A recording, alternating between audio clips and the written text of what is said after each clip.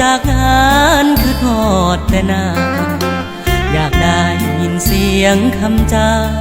แม่บอกว่ากินข้าวสาก่อนเมื่อยบอกลูกลาอาบน้ำทาแล้วสาพักผ่อนทุกครั้งที่หลับตานอนคิดทอดตอนพี่น้องพร้อมหน้า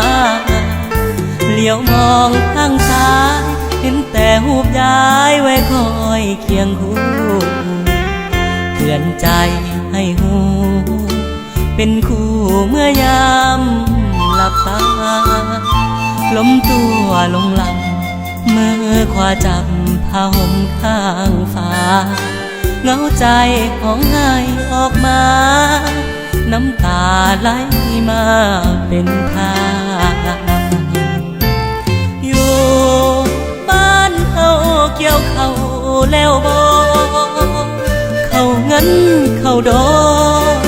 คือสิเหลืองงามอะไรใจคิดหอดบ้านใดเด้สิได้คืนมาไกลบ้านห่างอกมานนาอยากกลับมาบ้านเฮาเหลือเกินอกคนไกลบ้านบางวันนั้นบอกกินหอดเขาคิดอยากคืนบ้านเขาอยากได้ยินเสียงอีแม่เอ๋ยไปลูกไปนะอยากสุสาสิบอดทัน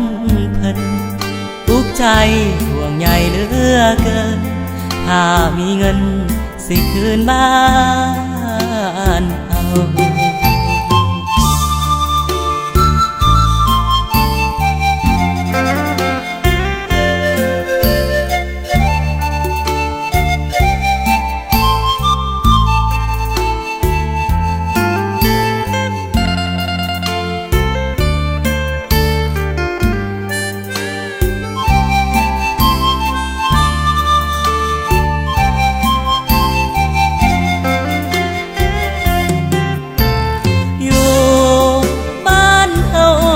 เขา